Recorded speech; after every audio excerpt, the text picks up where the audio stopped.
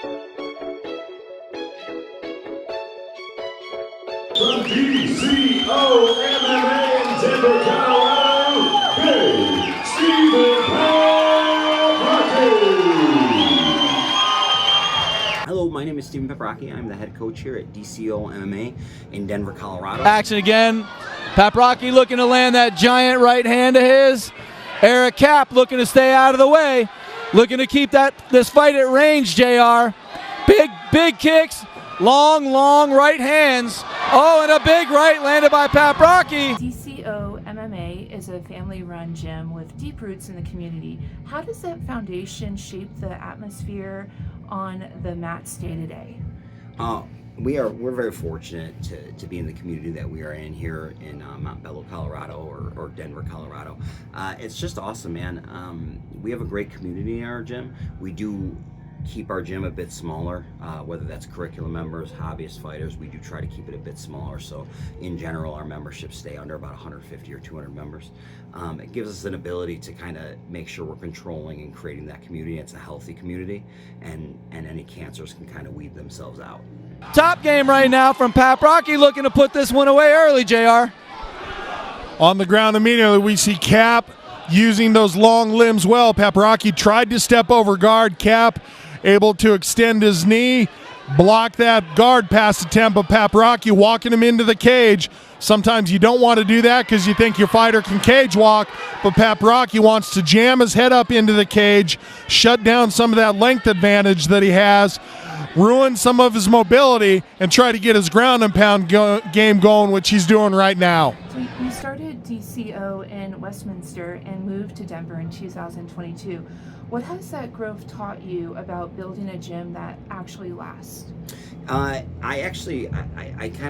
My backstory, I actually started with LA Boxing. I was part of the switch to the UFC gym, so I had a lot of experience in the gym industry and in the fight industry. So when we had opened up our gym in Westminster, we loved the location, we loved the people, it was awesome. However, our gym had grown in a way that we didn't expect. We expected to have a lot more members and curriculum members, but we actually had a lot more fighters. So we decided to go that route and really specifying the fighters, which for me is kind of selfish. Like, I like working with the fighters. So we ended up moving out here where a lot of our athletes are, and it's just been awesome, man. It's been awesome. It's been really cool because before, when I had worked at the gyms, I was working for other people. However, I kind of have a bad attitude, so it's much better for me to work for myself. And my wife and I run this. And it's been awesome, man. She is an active pro fighter. I'm a retired pro fighter, and my kids are here and they train, kind of. So it's been awesome. It's been awesome. We're very fortunate. I say that, Paprocki pulls his arm back. That's a perfect time to try to throw a leg over the top and go for the triangle. Cap not trying to do that, so I think he's just going to hope for a stand-up here. Paprocki, comfortable with where things are, going to continue with this ground and pound attack. In a world full of tough guy gyms, DCO emphasizes both on skill and character. How do you intentionally build that kind of culture? You know, one of the things that we talk about often here is if you give me your 6 hardest working months, I can guarantee you that when you leave here, your life will be better for the rest of your life. Like, guaranteed. If you give me your 6 hardest working months, your life will be better, because what we're doing here, and as a proper coach, it's so much more than just building an athlete, right? Part of building that athlete is intelligence and understanding and compassion and knowing what goes into that and understanding hard work. So we really focus a lot on just making sure that our athletes are building correctly. Now, while Eric Cap is trying to get back to his knees and stand back up and get this fight standing. Cap tried to hit the switch. Good pressure by Paprocki. Paprocki secures the hand position, and that's it. Has the guillotine choke. Congratulations to the DCO MMA fighter. Steven Paprocki goes home with the victory in round number 1 by way of guillotine choke.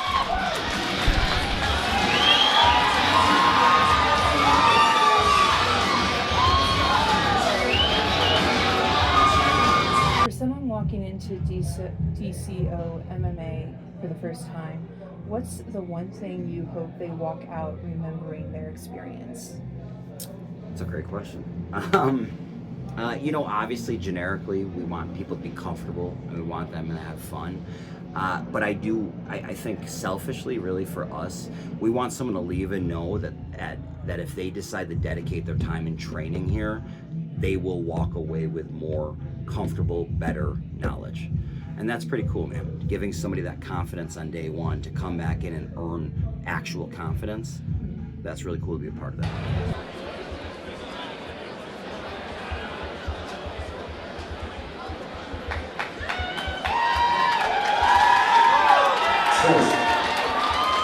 At 2:41, round number one, referee Hines has not a stop to this fight due to submission, declaring your winner, Steven Kat Paprocki.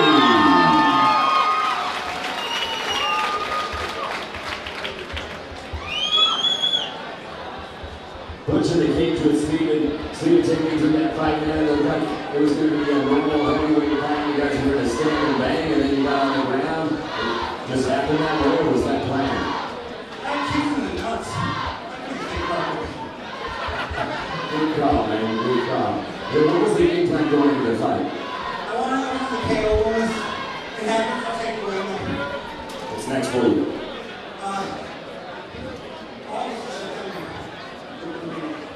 What do you want for you? What do you want to drink? I want to thank all my sponsors, my coaches, my friends, Tony Summers, my corners, Dan Mitchell, Bob Nelson, my girlfriend Kat. Everyone came out. I love you guys. Let's do the fuck up.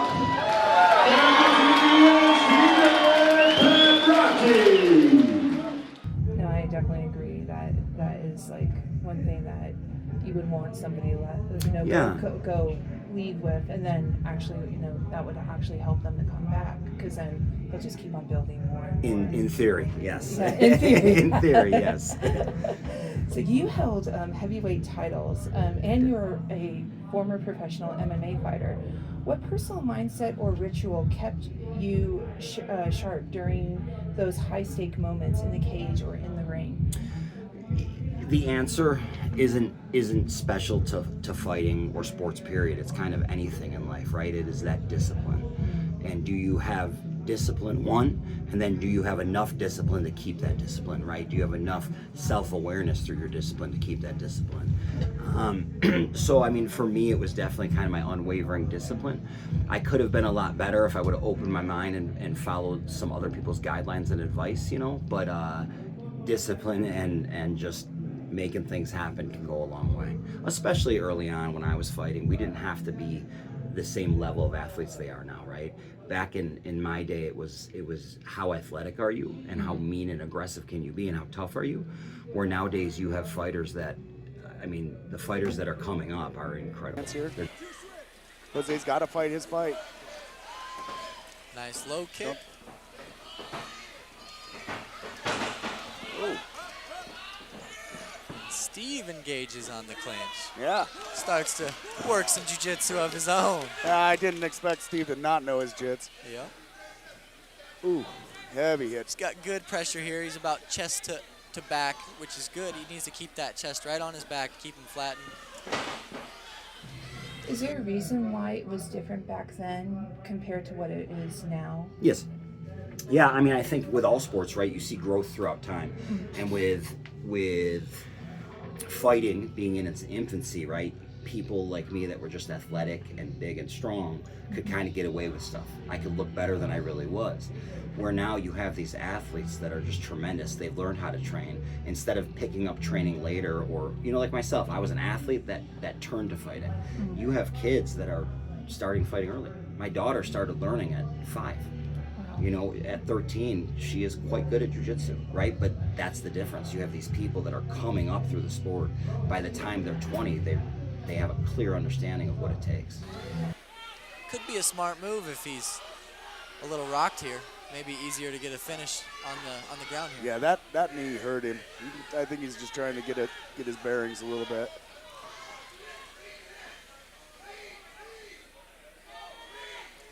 Good hip pressure. He's kind of pinning him to the fence there. Oh, I knew that one was coming. Hard knee.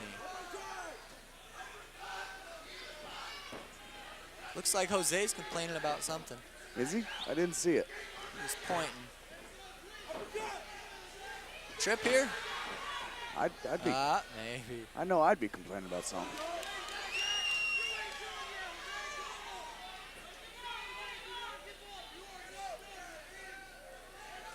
He's got kind of like a leg ride position here. Yeah, I think he's just trying to keep low control on him. If it were me, I'd have my leg wrapped around on the outside, not through the inside there. Or if anything, he needs to try to hip through. Is there, in your opinion, is there a limitation when it comes to age for people starting their journey? Like, I mean, I've read somebody starting their journey at 50 and then they got their BJJ black belt at 60. Yep. So do you think there's limitations, or there's no limitations, or does it all boil down to discipline? It boils down to the person's limitations, right? I mean, the reality is there are people out there doing incredible things every day, and it's not always easy. In fact, most of the time it's not easy, right? But the reality is those limitations are based on what the person feels, because it's easy to hide behind I don't have time, but nobody has time. You make time. Right, and that is part of the discipline. That's part of that attitude of this is what it takes, and this is what has to be done in order to be successful here. 1-2 from Beltrain. And he Obviously, Jose wants to be on the ground with him. Didn't post his arm, got rolled through. It's the most important thing with the headlock. You gotta post, or you're gonna get that momentum rolled right through. And Paprocki waited a little bit even. You know, he let him wait on that head a little bit, then he exploded out of there. And after transitioning from professional fighter to coach, what was your biggest internal shift you had to make? That's a great question.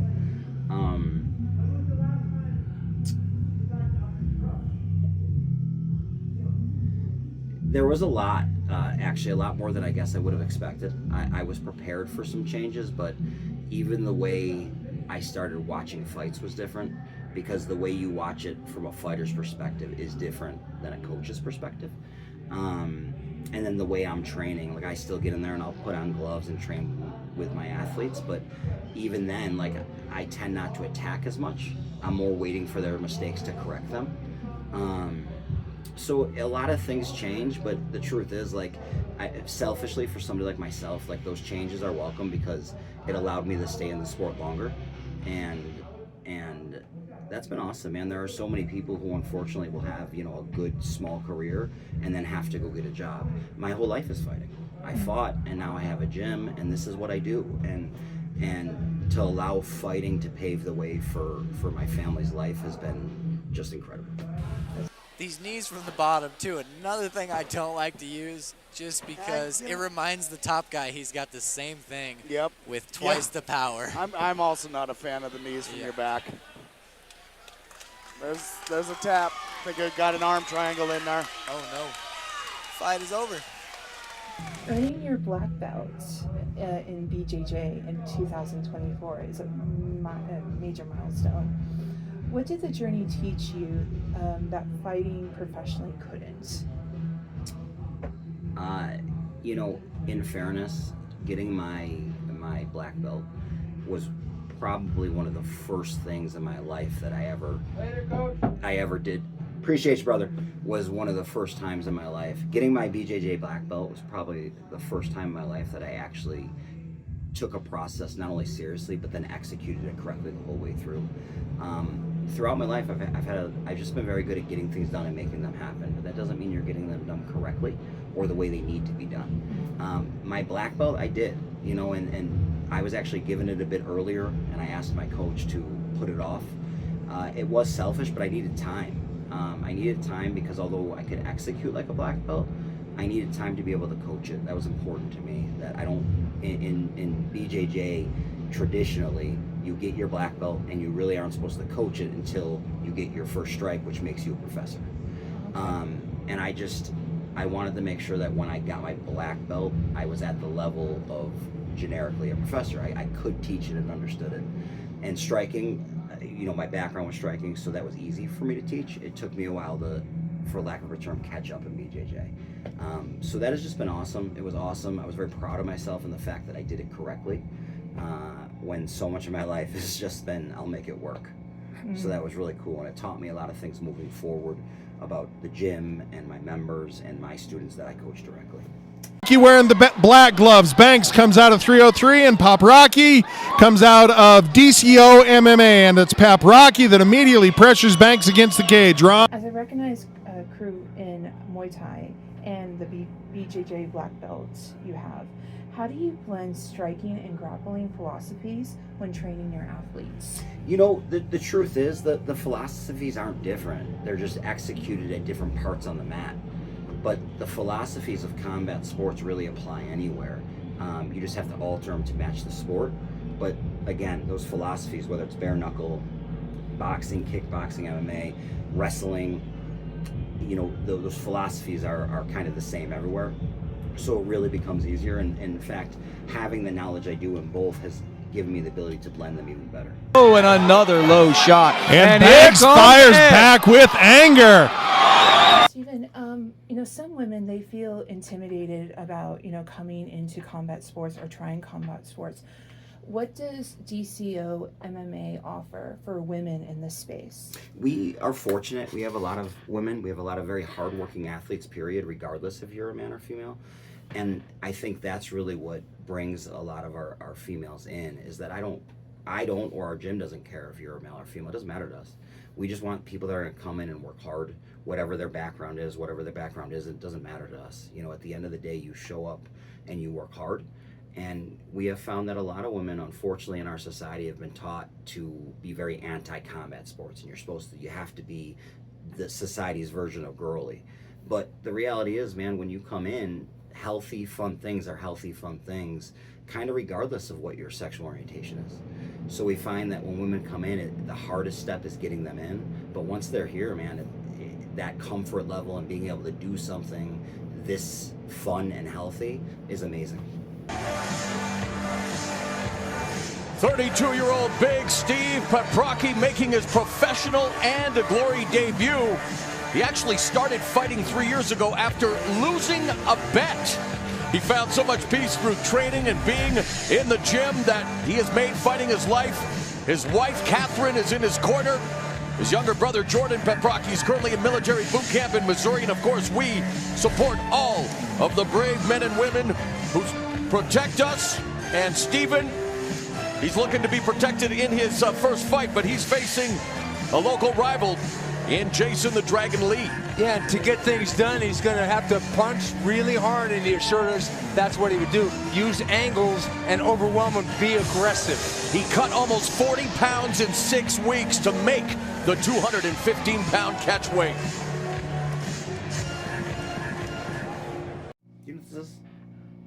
Well, yeah, I think it's okay. So this is kind of some of the things that we talk about in regards to male or female early on before they get here, is oftentimes in sports, unfortunately, young kids are getting a math teacher or a social studies teacher that's pretending to be a coach, right?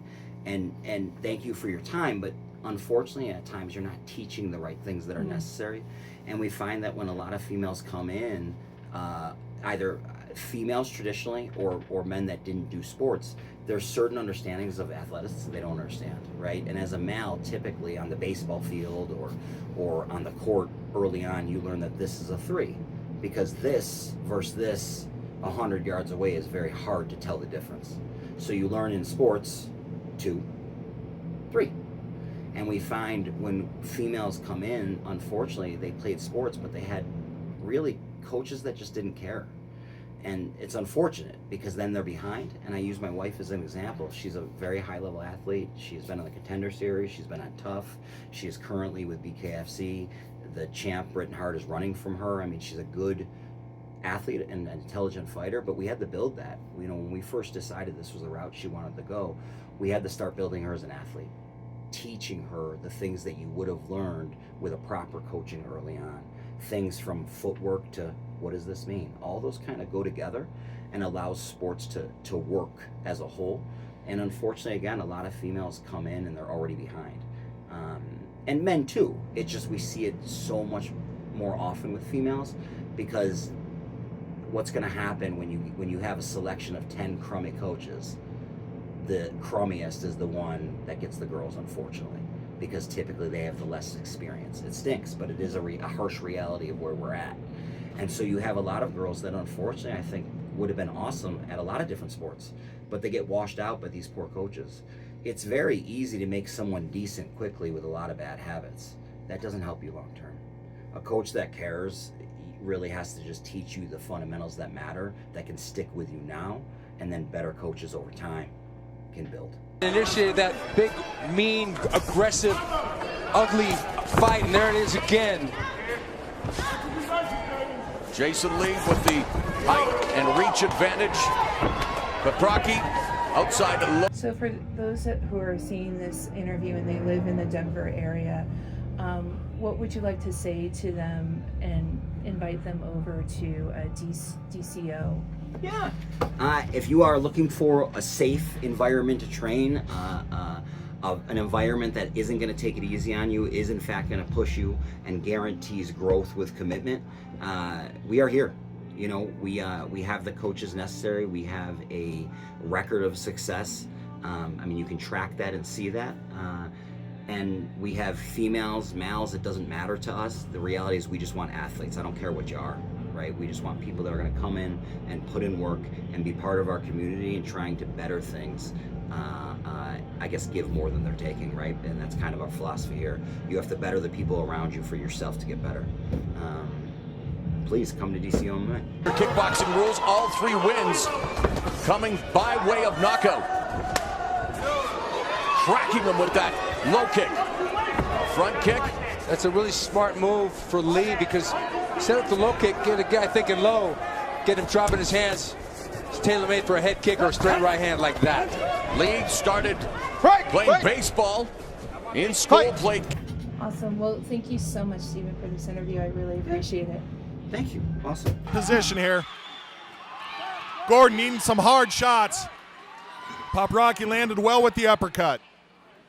Yeah, I think if Steven getting a couple of those uppercut shots again when they're standing, I think that could be a very, very telling sign for him in the Looking later to crank round. down on the neck now is Paprocki. If he can pressure down on that, that's tough. That's a it tough is. choke. Congratulations to Steven Paprocki. Goes home with the interim heavyweight title here at Sparta Combat League Stampede.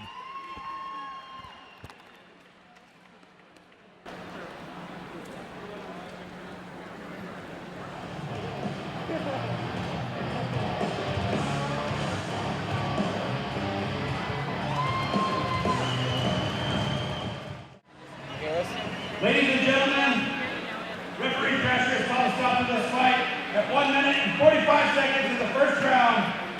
Due to submission for your winner, a new heavyweight title holder, Steven Kat Paprocki. On behalf of the Colorado Boxing Commission, Ms. Bill is going to present the bell to Steven Kat Paprocki.